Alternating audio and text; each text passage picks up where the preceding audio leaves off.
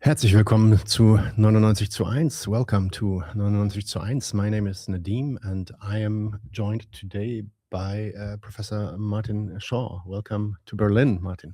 Thank you for having me. Thanks for being here. He is the author of this new book, relatively new book, The New Age of Genocide. This is also going to be in the topic today, although we're also going to get into a couple of other questions that were of interest. I'll explain a bit later.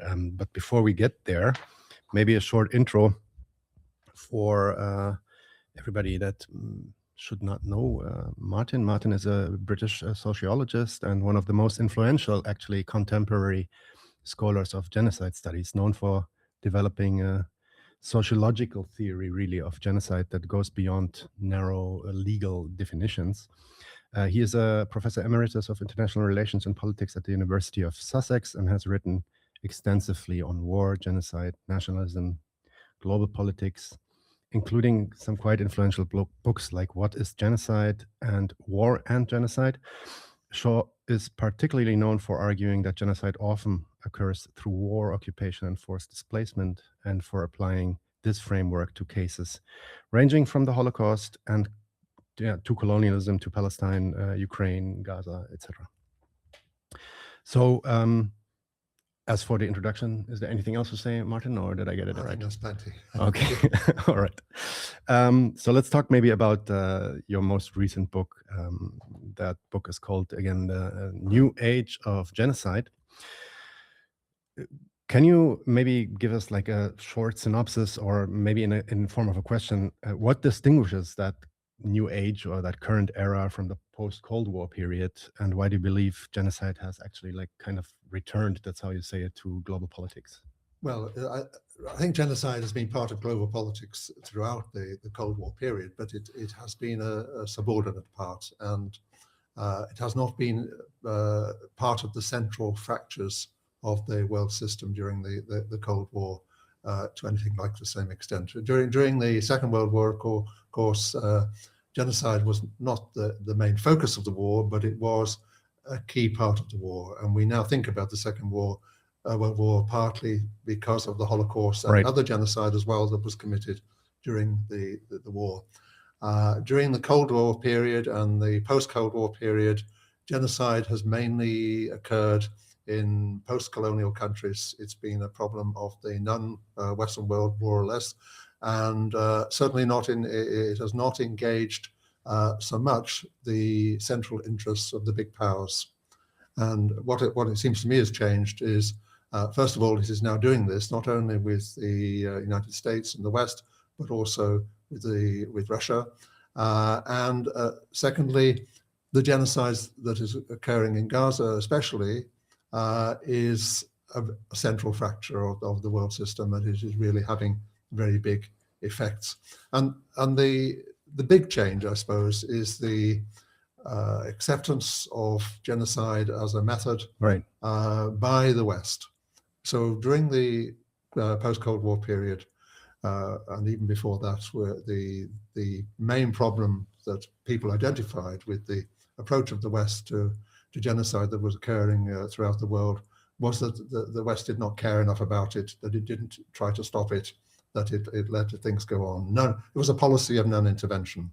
So you have Samantha Power, for example, writing in 2003 a book about the America in the age of genocide, and she says, America's failed to intervene to stop genocides. Right. And she says, this is a successful policy of non-intervention. Mm-hmm. And that more or less sums up a lot of what we would say. I mean, there's more to it, but obviously that is quite a credible conclusion. What has happened in the last few years is that the West, and especially the United States, has become a central actor in genocide. The United States has enabled the Israeli genocide in Gaza. The West as a whole, with the exception of one or two states, has enabled this genocide. The United States has been a direct participant in the Gaza genocide. And the rest of the West that claims to stand up for international law has not held it to account and not held Israel to account. And indeed, as the United States and Israel have attempted to destroy the credibility of international law, the institutions of international law, the countries which are supposed to stand up for it in Europe, for example, have not done so, and indeed have colluded with this betrayal of international law. So you already like crossed into a couple of topics. So maybe let's get a little bit into that term genocide, so that we really understand what that means. Like, one of your key arguments, and I already mentioned that in the introduction, is that war and genocide are often very close or nearly inseparable. Yes. How does your understanding of the relationship between military violence and genocide differ from, let's say, conventional legal or political interpretation of what genocide is? Like, because you also say that what's happening in Ukraine amounts to genocidal actions. So, well, what I say about Ukraine is that the Russian Federation, Putin, have entered this war with the aim of destroying not only the Ukrainian state, but also a distinct Ukrainian society and culture, with eliminating Ukrainian identity and a Ukrainianness in the life of that region, and also with eliminating, they have eliminated from the occupied regions all those Ukrainians who are not prepared to be Russified, or not prepared to, or who they haven't succeeded in subduing. So there has been a big flight because people have not been prepared to accept this. So I say that that in Russia, Ukraine, Russia has started with genocidal intentions. The difference in Ukraine compared to Palestine, for example, is that in Ukraine there has been effective resistance. The Ukrainian state and Ukrainian people, with support from the West, have resisted the Russian advance. So although the Russian occupation of the southern and eastern parts of Ukraine I think we can regard it in a sense as a genocidal occupation, because of this eliminatory intention and the practices and the violence and coercion which have produced this. Nevertheless, overall, of course, the war has been stalemated, and so that Russia has not been able to pursue its intentions in a widespread way beyond the occupied areas and a few small newly occupied areas. So the difference is, of course, in Palestine is the extent of the occupation. Now, I mean, what I say about war and genocide more generally is that genocide is, in a sense, a form of warfare. It's a form of warfare against civilian populations.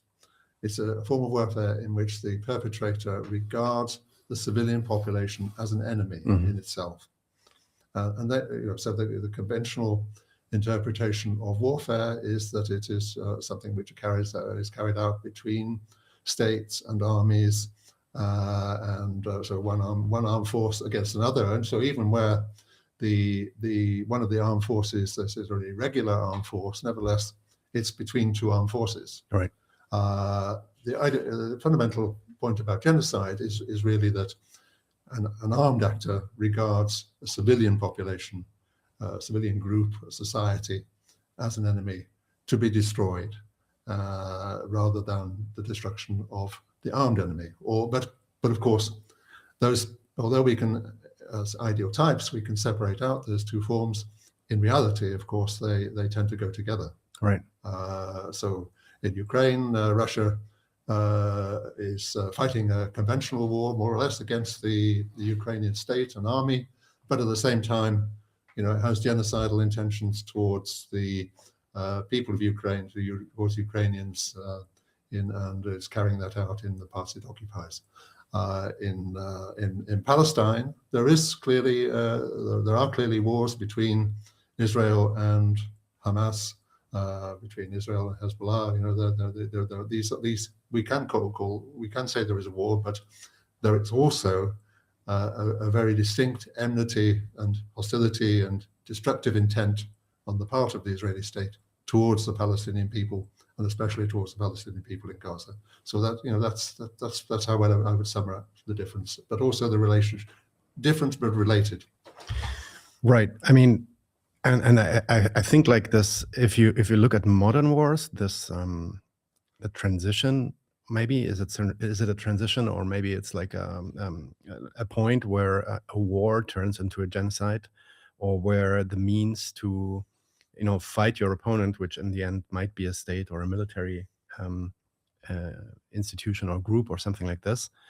The attacking the civilian population becomes a means actually to also get at these people. So my question then is, if this is the definition, and we see most modern wars actually having some kind of the civilian population. I mean, I can't even think of many wars where the civilian populations were not directly targeted as a means also, for example, I don't know, to empty out cities in order to fight the enemies in that city, or to make sure that there is a certain buffer zone, security zone or something like this. And then, people have to be cleansed. How do you cleanse people? Do you target them?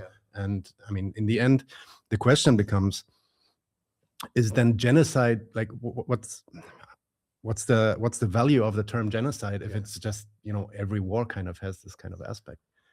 Well, yes. I mean, there are wars in which civilians are not targeted. My favorite example is the Falklands-Malvinas War between Britain and Argentina, in which I think 2 civilians were killed. But, I suppose they are the exceptions which prove the rule.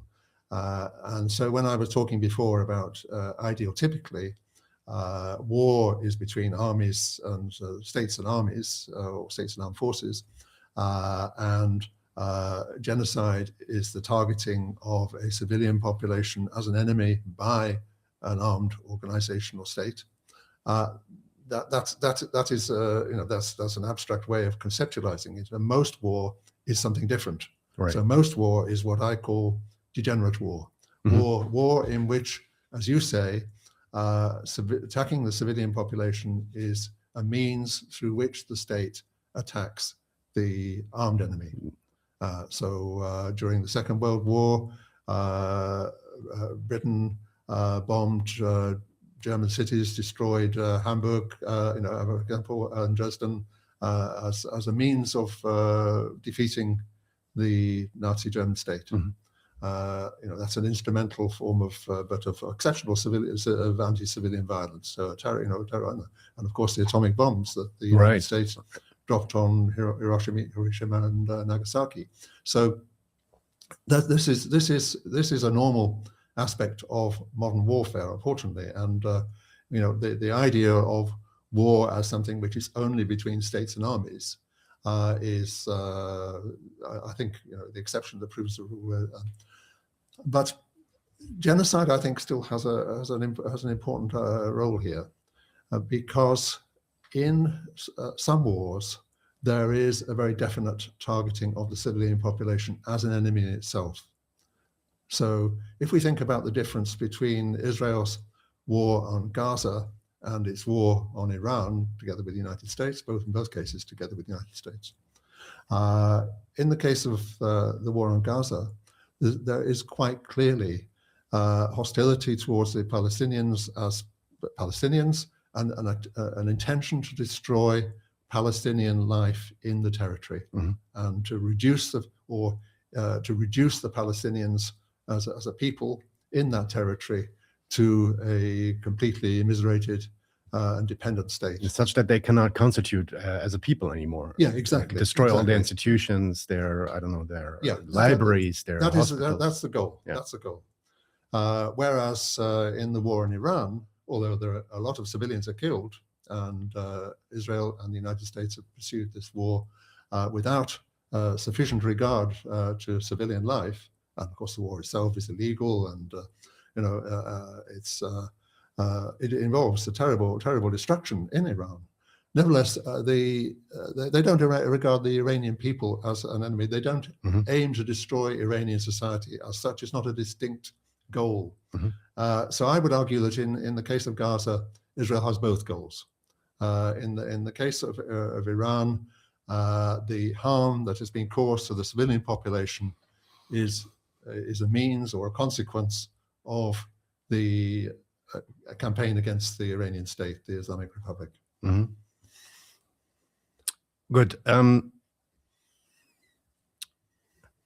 let's talk a little bit about genocide and the idea of the nation. You already spoke about how Russia is targeting something like Ukrainian identity, you said. Yeah. So my question is, like, what's the relation of, let's say, nationalism and genocide? Is genocide in this way, is it a modern phenomenon that because it's connected to the nation state and the idea of a nation, and that's why actually the enmity against other nations becomes a possibility? How do you see that relation there? Well, I mean, genocide has been identified, has been named in modern conditions. It wasn't named before. And Raphael Lemkin, the theorist who named genocide, he talked about how historically there had been wars of annihilation, but there was no distinction made between annihilating civilians, people, and destroying the armed enemy. But with modern warfare, we have this distinction. So what paradox actually is that in the last century and a half, we have the identification of a legitimate form of warfare, which is legally defined and bounded by targeting the armed enemy and reducing and preventing harm to civilians. This is the direction in which thinking about war legally has been going in the last period. But the paradox is, of course, that in this same period, we have the most destructive wars against civilians, and we have the most destructive targeting of civilians. Right. So, I mean, this really poses two problems. One is the problem that within this process, we can distinguish specific intentions to destroy civilian societies and groups. And that is what we call genocide. But at the same time, we have this general destructive character of modern war, which affects civilian societies even when there is no intention to do so, or when the intention to do so is a secondary or instrumental aspect, which we're talking about. And so war itself is a problem, really. In a recent book, Dirk Moses, who is one of my fellow genocide scholars, talks about the instability of the concept of genocide. I would argue that the concept of war is unstable, because the idea of legitimate war depends on it being directed against armed forces and armed enemies, but in reality, war is rarely that, as I've been talking about. So I think we have this deeper problem of war. Now, you were asking about the relationship to the nation and nationalism. I mean, broadly speaking, yes, there is this period of transformation of warfare and emergence of the problematic of genocide corresponds to the period in which nations and nationalism have been identified and supported in the modern period. And so I think we can say, yes, that exclusive nationalism, the involvement of the whole nation in supporting wars and identifying other nations as enemies is part of the process which has produced genocide and has led to this generally destructive character of modern warfare. But when we talk about genocide, I mean, the Genocide Convention talks about genocide being directed against ethnic, national, racial, and religious groups. And I think we can say that genocide is as a general concept, refers to other sorts of enmity apart from specifically national ones. So in the case of both Ukraine and Palestine, we are talking about enmity which is framed in national terms.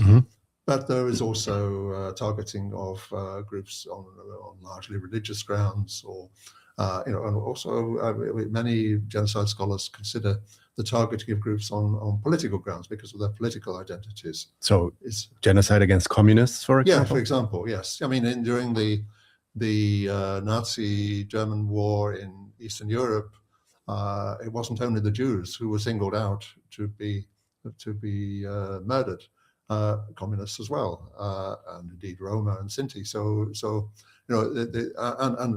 the war as a whole against the general population could be argued, Lemkin argued, certainly it was a genocidal war. So yeah, there are different sorts of targeting in genocide. So genocide is a concept which has emerged in the context of modern war, but it has ramifications and possibilities. It can be applied in ways which go beyond the framework of warfare narrowly considered. So I was thinking about this. I mean, you correctly stated now that the targets of genocide, they are not, it's not bound to nations. Could be something else, could be religion, could be a political group. But I was thinking about this from the other perspective, because in order to target these groups, they need to be enemies of my nation. Yes. Right. Yes. So that, I mean, yes. that because Yes. why else would you resort to like a total annihilation of these people if there is not something so existential? Well, at yes, risk, like, yes. I mean, certainly in the Nazi case, National Socialism obviously Right. is the name, Yes. it indicates is very much a nationalist ideology, and the Jews and the communists are defined as enemies of the German nation as the Nazis understand it. But in the case of the Soviet Union, for example, we have the terror famine, which was against the peasantry as well as against the Ukrainian nation. I mean, the Ukrainian commentators usually talk about the Holodomor, the way in which Ukraine was targeted, but it was a broader process than that. It was also a way in which the Stalin regime was attempting to subdue the peasantry as a whole. Mm-hmm. It was part of the project of consolidating the Soviet state power. So it wasn't only there was a national dimension, but it was there were other dimensions involved, basic class dimensions, against the peasantry. Okay, let's maybe go a little bit deeper into Gaza and Palestine, Yes. because what I found interesting in your analysis, and I actually don't know many genocide scholars that do that, is that you put you go beyond, let's say, what happened after October 7th in Gaza, and you place the genocide in a much larger historical context. You even going back to the Nakba, to 48, and maybe even before that. Yes. So can you explain why you see Gaza just as a broader genocidal structure in Palestine, and what are the implications actually for that argument? Yes, well,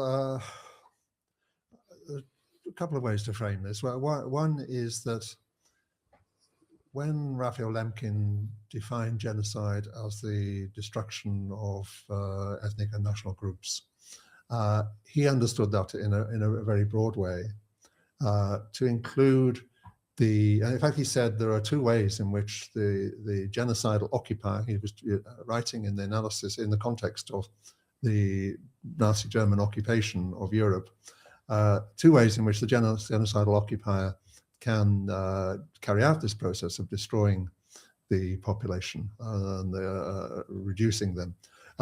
One is by imposing its own national pattern on the oppressed population, which remains in place.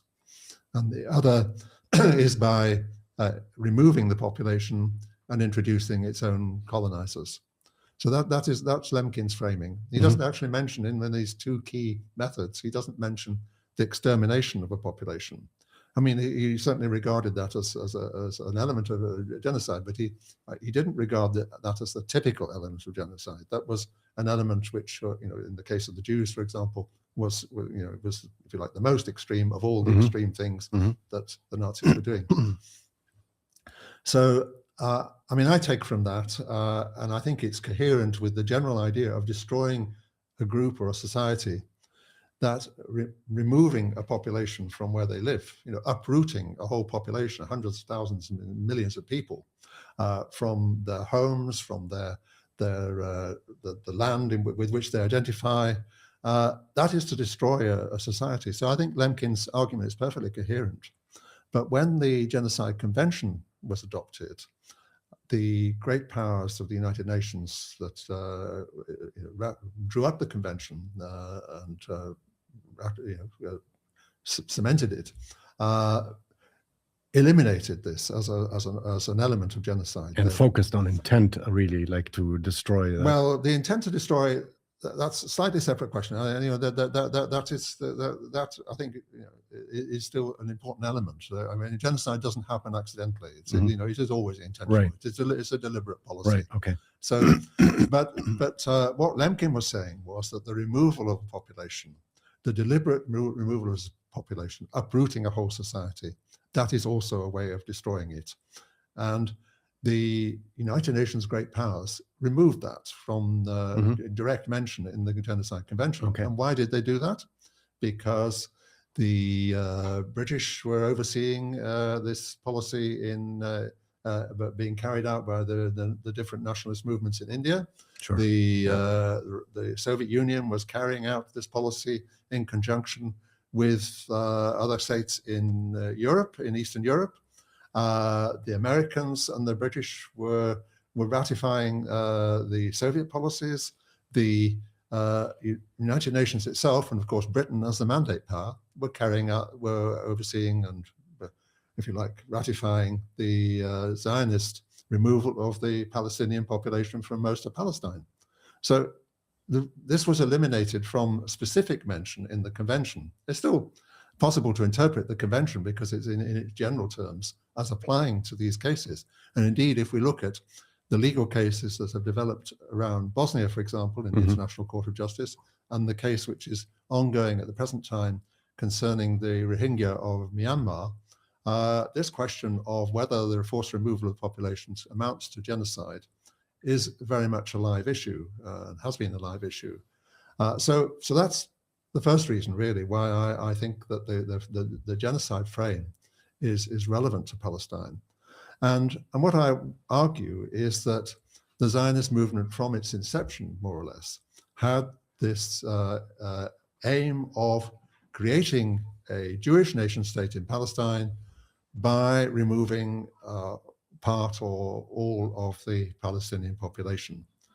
It's very true that important to mention that obviously there were some currents of Zionism which sought to find a way of reconciling the Jewish and Palestinian populations within Palestine. I'm going back now to the period between the wars, before the foundation of the state, and of course there have been all sorts of discussions at various times since about the ways in which Palestine and the state of Israel can coexist.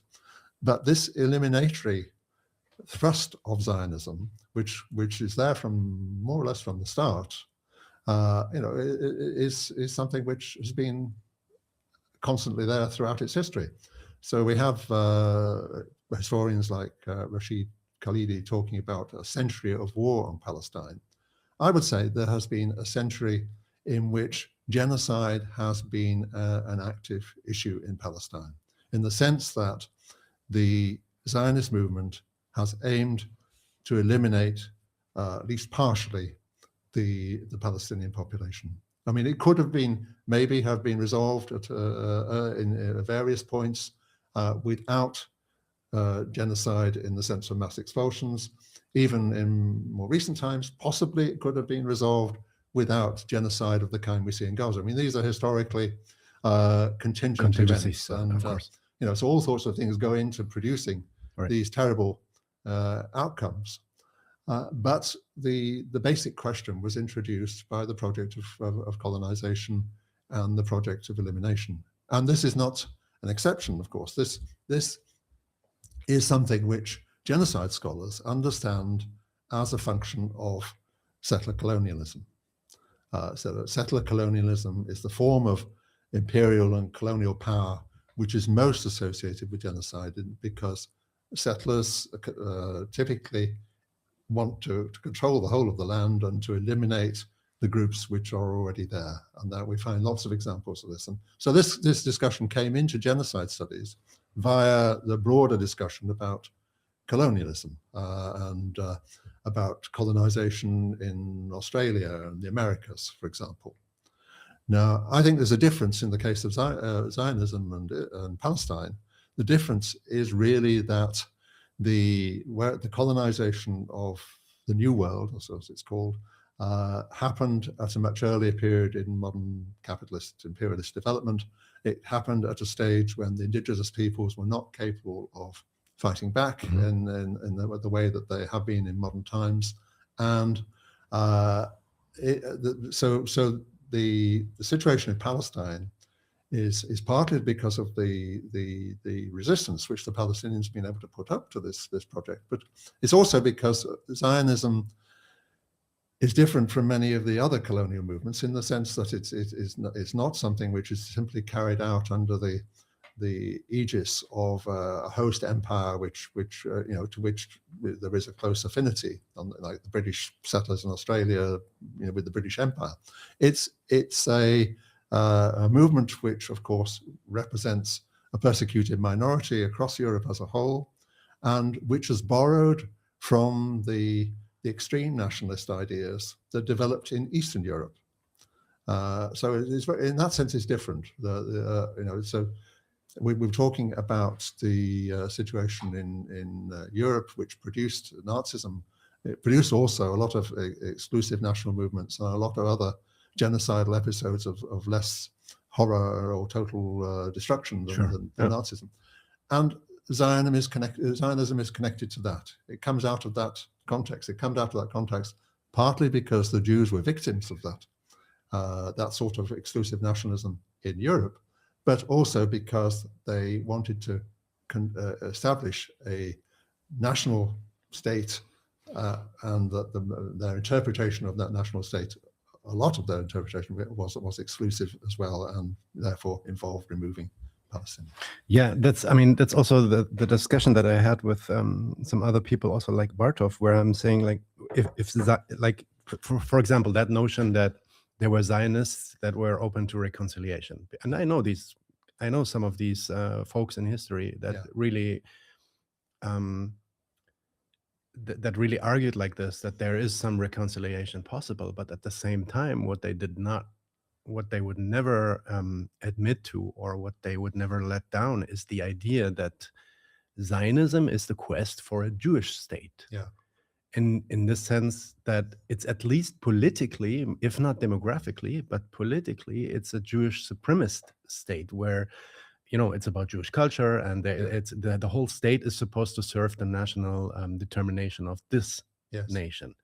And if you have that idea, then even if you are liberal and you're open to reconciliation and you think we shouldn't be fighting and Arabs should be included, that separation of the other and us is always there, right? You can't have like it would be my idea that as far as I understand Zionism, you can't have a pluralistic Zionism. What would that be? That would be the end of the Jewish state. Well, I think there have been quite a lot of Zionists who have tried to grapple with this. Yes, it's a contradiction, maybe. And they have produced a schema to try and reconcile the Zionist enterprise, once it was undertaken, especially in the period before the establishment of the state, because before 1948 it wasn't inevitable that there was going to be a Jewish state.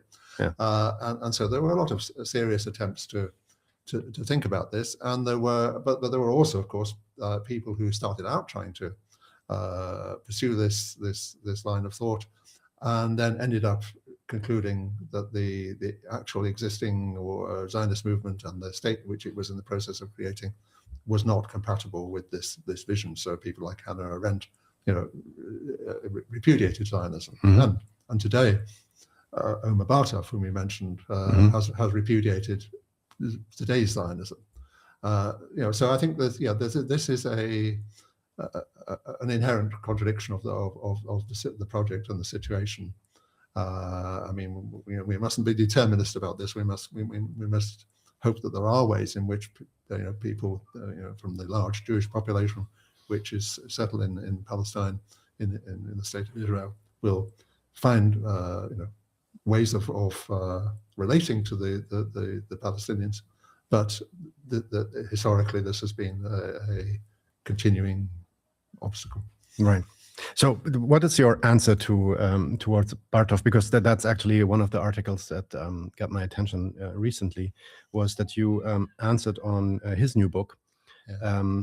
that we also presented here on the channel, where, if I put it really vulgarly, basically he claims something like Zionism went wrong at a certain point. It could have gone a different way, but it went wrong, and that's why it has been tainted. That's why one should let go of it now, or one should make sure that this kind of what it had evolved into, that it needs to be ended.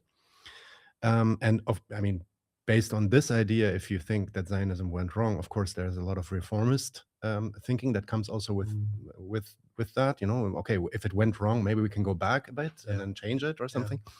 But at the same time, he wants to say, no, we can't really change it. We want to get rid of it. So it was a bit confusing to me, to be honest. So what's your take on his idea, or his really, I would say, like some kind of defense of the original Zionism, at least? Yeah. Well, he's distinguishing between the original Zionism and the Zionism of today. I mean, he is what he's emphasizing is the emancipatory aspect of Zionism for Jews, especially from Europe, in the context of the persecution which the Jews face, in the context of the Holocaust.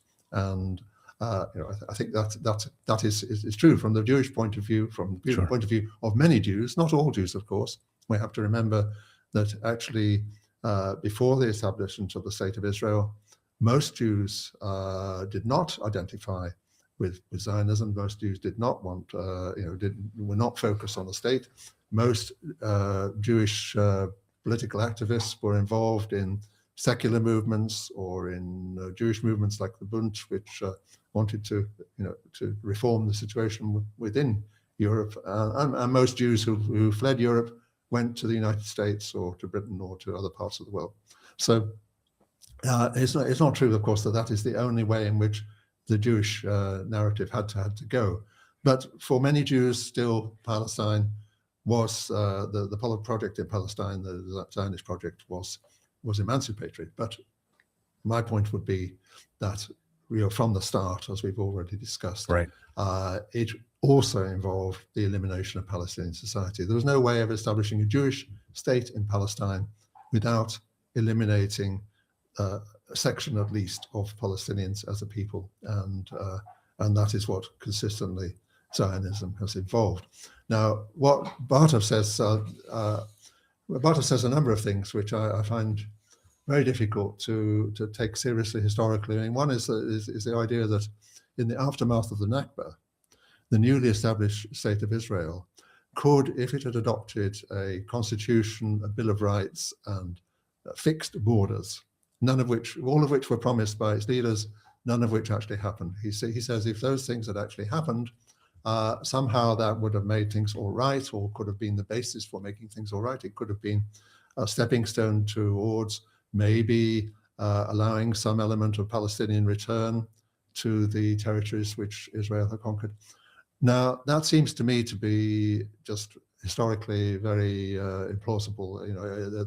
The whole direction of the Zionist movement in the 1940s, in the mid-1940s, towards 1947, 1948, is this eliminatory, expulsionist direction. And the idea that somehow they would have turned around and adopted a liberal constitution and welcomed some of the Palestinians back, it just doesn't fit with all the ways in which the Zionists were actually acting at the time. So I don't think that was plausible. He also says, of course, today, that in the aftermath of the Gaza genocide, somehow it would be possible for Israel and the Palestinians to be reconciled, and for a Palestinian state to be established as some part of a confederation between Israel and Palestine. And this strikes me as equally, if not even more, incredible, because what has happened in the last 2 or 3 years is actually even worse than what happened in 1947-48. This is a total genocide, really, of the population of Gaza, and I think it's not credible to think that Israel could turn itself around just like that. I mean, Bartov in his book, he talks about how Israel won't come to this by itself. I mean, he's right about that. At least not, now. He certainly they won't. But so the United States should force them to do it. And we do see Trump, reining in Netanyahu every now and then. There is clearly a tension there. But he says, no, he's realistic enough to think that Trump is not going to make Israel come to a deal with the Palestinians. But then he says, well, if not Israel, well, why not Germany? And I just think that doesn't fit. Yeah. And this could happen before the elections that are due in late 2026 in Israel. I mean, he's writing this a few months ago, of course, but it just seems to me fantasy politics. I mean, Germany has been one of the states which has been most in support of Israel, most consistently, most repressive towards Palestinian voices and pro-Palestinian voices within its territory. There's no way in which this is going to happen. I mean, I don't think anybody who studies what's going on in Germany today, even from the outside, let alone like most of your viewers in Insight, would take this seriously. Yeah, it seems like it's like like he's trying to appeal to Germans maybe to rethink their absolutely unconditional pro-Israel stance, pro-Zionist stance. Well, maybe he's doing that, but I think it's a sort of idealization of Germany's fate. He's recognizing that Germany, through its support of Israel, has not fully redeemed its destruction of the Jews. The fact that supporting Israel is a way of blocking the real lessons of the Holocaust.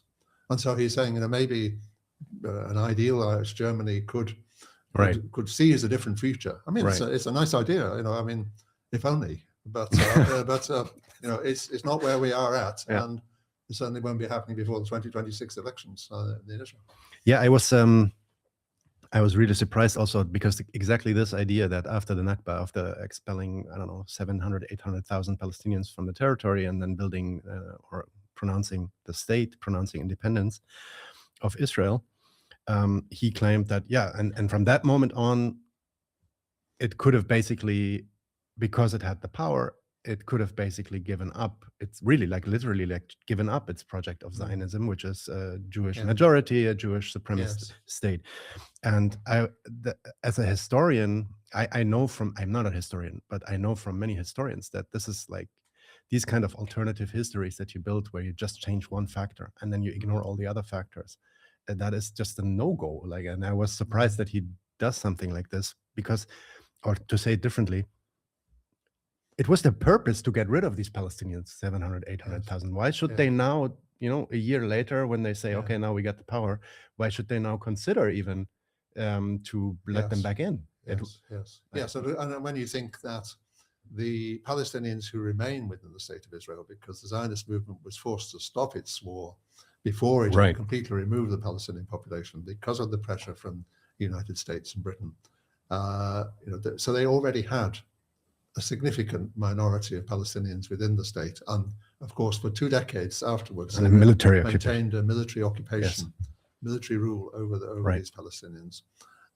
So clearly, and of course at that time, the Palestinians who had lost their land and their homes tried to return, and many thousands were killed, trying to return. They were shot down at the borders and so on. So it just wasn't where the situation was. I think Omar Bartov is an interesting figure, really, and he has been a very important figure in identifying and naming the genocide in Gaza. Yes, I don't want to take that away from him at all. He really has been, precisely because he is an Israeli Holocaust historian. He has enormous authority when he says this is genocide. But I think there's a tension, which is with a lot of Israelis and with other Jews sometimes outside Israel, between the historian, the person who recognizes the realities. I mean, in that book, he also talks about how the young Israeli soldiers that he talked to, at the university, who came to protest against his talk, how they reminded him of what he'd read about the Nazi German soldiers during the Second World War. So, I mean, as a historian, I think he's very realistic. He's not one of those historians who says, "Oh no, we can't make any connections between Zionism and Nazism." But there's also this idealization of Israel, and naturally enough, I suppose, there's a hope that Israel could somehow become something better than it is, and so he's looking for a way to do that. So it's reflected in how he responded to and not only him. I mean, we mustn't personalize this. It's not. I think this is a problem more generally of the Israeli and to some extent the global Jewish community within Holocaust and genocide studies. The difficulty of recognizing Israel as a genocidal actor. We've seen this over decades. Going back 20 years.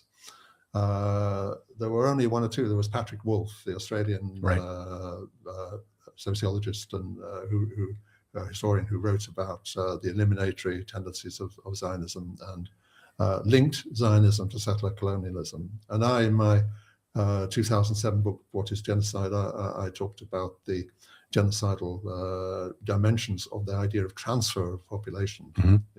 So I mean, but that was 20 years ago. Virtually nobody else in the genocide field was maybe one, a few other Australians like Dirk Moses who were in contact with Wolf, but it was not a mainstream position at all. And when I developed my argument about Palestine and the Nakba in an article in 2010, Omar reacted very violently against that, and said this was a whole attempt to delegitimize the state and to say that because it was born in blood, it should go down in blood. Well, that wasn't my intent. What was his argument really against your analysis of the? Well, I mean, his argument, I suppose, was that there is a clear distinction between what he and others call ethnic cleansing and genocide. And I was saying that what is called ethnic cleansing, the forced removal of populations, is actually a method of genocide.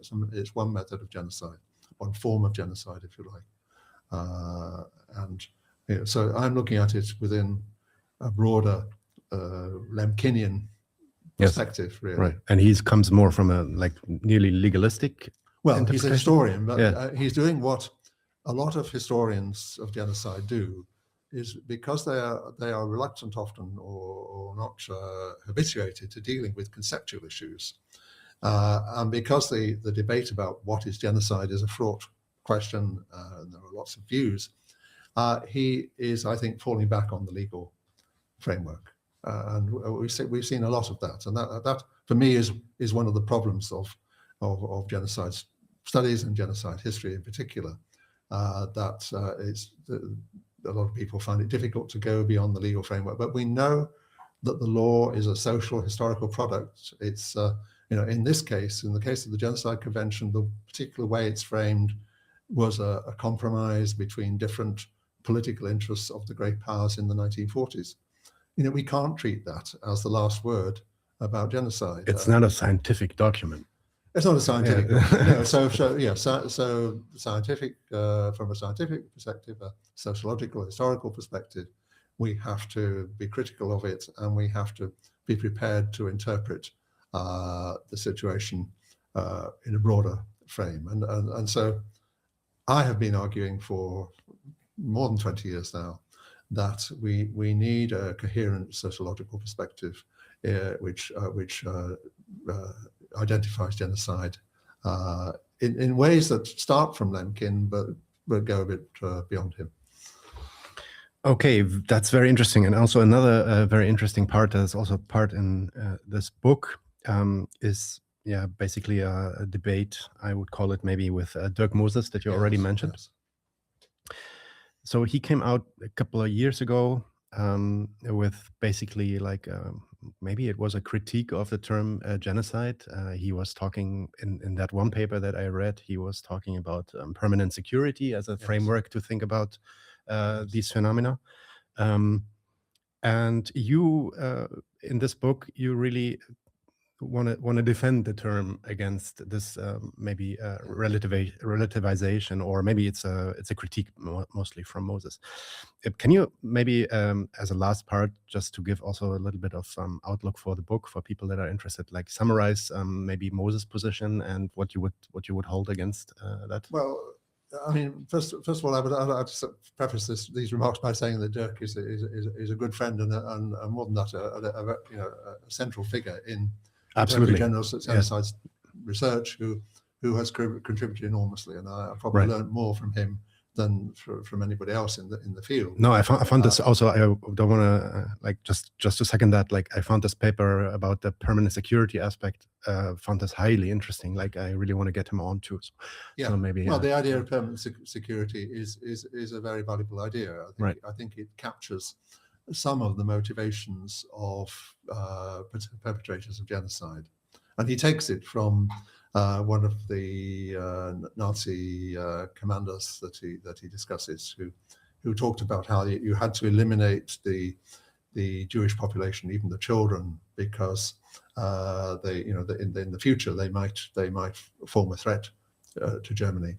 And so this idea of permanent security is an extreme version of security, in which the perpetrators seem to try to preempt future threats by attacking civilian populations, and I think that's an important part of what's going on. So if we think about Gaza, it's clear. You have, well, I don't think it explains entirely what's going on, but it does explain quite a bit. It certainly explains the way in which Israel has focused its demolition program, the bulldozing of whole towns on the areas closest to the border, and this partly explains what Israel is doing in Lebanon today, where it's doing the same sort of thing, bulldozing whole villages so that the villages are no longer recognizable. The towns are no longer there to be identified. And it's also how they legitimize, at least in language, how they legitimize their the killing of kids and women, where they say, these are the terrorists of the future, right? So that's why you can't call them innocent. No, that's right. And you can find this sort of thinking in, this sort of thinking, we can find it in colonial practice going back centuries in all sorts of cases. You can find it in the thinking of American commanders in Vietnam. It is pervasive in contemporary military practice, and it's part of why what we were talking about before, why war today does not correspond really to any idealized view of what war should be. But I would say it's only part of the explanation. If we look at Gaza, there is this longer eliminatory history which comes from the colonial project of Zionism, which is also informing what Israel is doing. There is the revenge aspect for October the 7th. These are all elements. So if we want to explain what's going on in Gaza, I think permanent security is a valuable idea to have in our heads, but I think we need to have other things in our heads as well. So I see permanent security as a potential explanation for genocide, and also it's something which you could use to explain things which we wouldn't consider genocide. So, for example, the obsession of Israel and the United States with preventing Iran from ever getting a nuclear weapon. Yes. That's another form of permanent security thinking, because Iran has not actually developed a nuclear weapon. It has never had a concrete policy to develop a nuclear weapon. It has been developing the capability to putting itself in a position where it could, but Iran has never, attacked except in response to recent American-Israeli attacks, other states in the region. So there is this. This is certainly one of the ways in which thinking about security has been going, and it's a broader significance even than cases of genocide. But Dirk's book is actually about more than that. It's about how, in his view, the original Lemkin and Genocide Convention, thinking about what genocide involves, steered the idea of genocide away from Lemkin's most critical thoughts, and how it, what he says, it produced a sort of incoherent concept, because he says Lemkin linked the extermination of the Jews with the crippling of occupied societies across Europe, and certainly that was what Lemkin did. And he says that leaves us with an unstable concept, because these are too far apart. By implication, they're too far apart. In my view, I mean, there is a difference between the policy of total extermination and a policy of crippling a society and people. But these two are both forms of the destruction of societies, both forms of the deliberate targeting and destruction of an ethnic or national group. And they were historically, in the German case, carried out together. So Lemkin was not wrong to say that the Nazi occupation especially of Eastern Europe, combined these features. Well, indeed, of course, there were across the continent, but especially in Eastern Europe, where the occupations were most destructive and most violent. This combination went hand in hand, and the Nazis had, in fact, a project of enslaving the whole Slavic population of Eastern Europe, the Generalplan Ost, which was never actually fully carried out, but they certainly were thinking in genocidal terms and pursuing policies in genocidal terms towards the whole population. So, but Dirk sees this linkage that Lemkin made as a political device, because Lemkin was certainly trying to get the Genocide Convention at all costs, and so his thinking was not only legal and scientific; it was also political. And disentangling these is a complex question. My view is that, despite some problems with the way in which Lemkin presents it, and after all, he was writing a book in a short period of time, while this was all ongoing. Nevertheless, he's onto something important there, because I think what we see in the case of Gaza, I mean, we don't see total extermination of the Palestinian population. We don't even see expulsion from the territory. I mean, although Israel, it was tried, Israel would certainly like to do that. But they haven't succeeded, right? Because the balance of forces is not conducive to that. So what we do see is the population within Gaza subject to these sorts of crippling policies, very much in the way that Lemkin described in the case of the Poles, for example. That we see the whole population immiserized, forced to live in terrible conditions within the ruins, in tents, overrun by rats, subject to all the cold, without proper medical facilities. And we see a linkage between these policies and the Israeli desire to prevent Palestinian politics, Palestinian nationalism, Palestinian self-governance from developing. That's really the sort of thing that Lemkin was trying to do in the Nazi case, and I think it applies, more or less. There are lots of different particular conditions. Obviously, we're talking 2026, not 1944, but nevertheless. The core idea is there. And the other thing that Dirk talks about, Dirk talks about a lot of things. I agree with him. Actually, I agree with him that we need to understand war and genocide together. That's been my position Yes. from the start. In a different way, he's always had that position as well. So we're basically on the same page. It's just that I think the concept of genocide still has purchase, and I think Dirk to some extent has shifted since his book, which came out in 2021.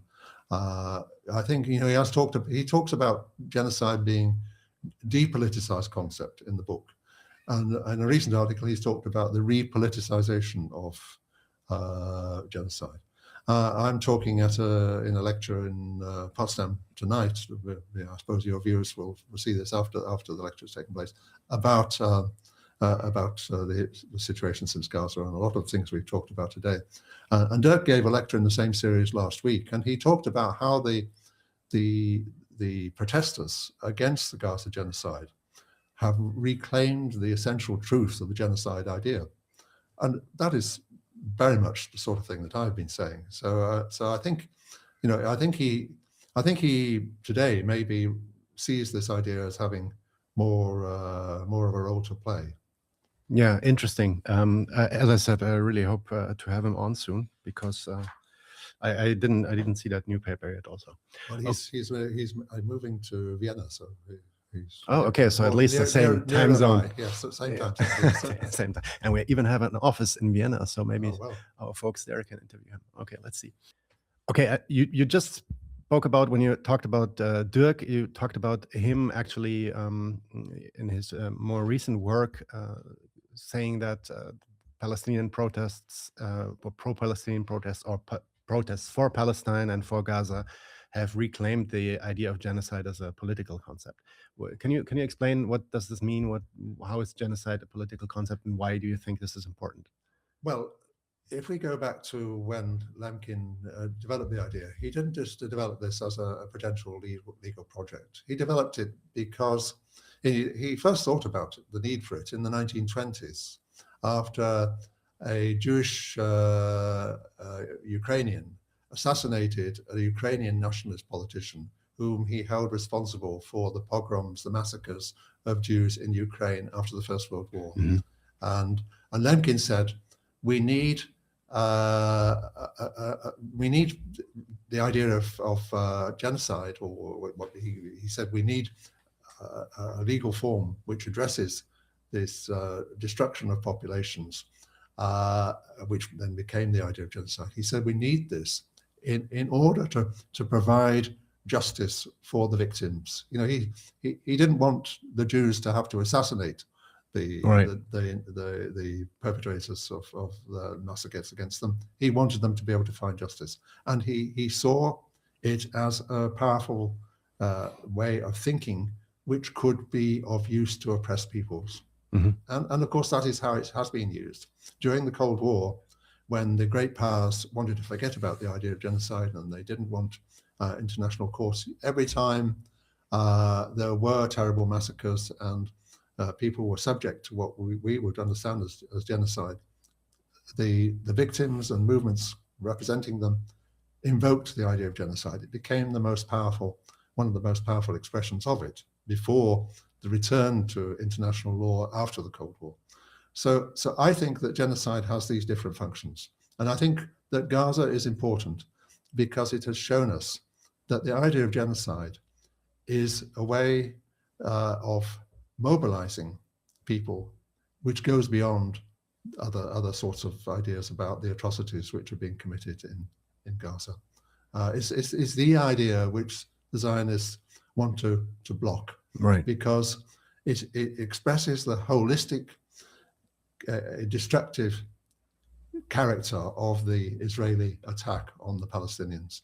It expresses the fact that Israel wants to destroy the Palestinians of Gaza, if not Palestine as a whole, in a way that other concepts, concept of war crimes, right? It's important. It's important to be able to say, that when an Israeli soldier kills a Palestinian child, that is a war crime. It's important to be able to say that when Israel blocks humanitarian aid into Gaza, that is a crime against humanity, as Netanyahu has been charged with by the International Criminal Court.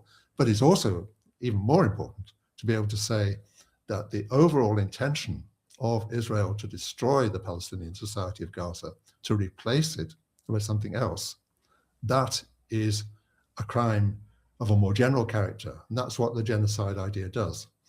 And that's why it's politically powerful. Right. So genocide is a legal concept, it's a sociological concept, but it's also a political concept. And I think we need all these different meanings of it in order to understand its role in the world. Okay, Martin, thanks a lot for being here. It was a pleasure. Everybody check out this book, The New Age of Genocide by Martin Shaw. And next time you swing by in Berlin, give us a ping and maybe we'll have another chance to interview you on. Well, that would be great. Thank you. It's been a very interesting conversation. Thanks a lot. And thanks to everybody listening and see you soon. Bye bye. Leute, wir brauchen eure Hilfe. Wenn euch dieses Video gefallen hat, klickt auf Like, abonniert den Kanal und vergesst nicht das Glöckchen zu drücken, damit ihr benachrichtigt werdet, wenn wir neuen Content droppen. Außerdem solltet ihr uns überall folgen, wo wir verfügbar sind. Das ist Facebook, Instagram, Twitter und Twitch. Und wenn wir irgendwelche Ankündigungen machen oder Posts, dann shared, was das Zeug hält. Gebt uns all eure Liebe. Wir haben mittlerweile ziemlich signifikante Kosten. Wenn ihr es euch irgendwie leisten könnt, unterstützt uns doch auf Patreon. Dann kommt ihr auch in den Genuss verschiedener Vorteile, wie zum Beispiel Zugang zu unserer Discord-Community oder Zugang zu den ultra-geheimen Patreon-Episoden, die wir dort posten. Außerdem könnt ihr uns natürlich auch über PayPal Spenden zukommen lassen. Außerdem haben wir mittlerweile einen eigenen Online-Shop. Das heißt, wenn ihr euch immer noch fragt, was ihr euren Lieben zu Weihnachten, Ostern oder sonst wie schenken könnt, geht dorthin und kauft duftes Merch. Alle Links dazu hier in der Beschreibung oder auch auf unserer Webseite 99zu1.de. Vielen Dank fürs Dabeisein, danke für die Unterstützung und wir sehen uns in diesem Theater.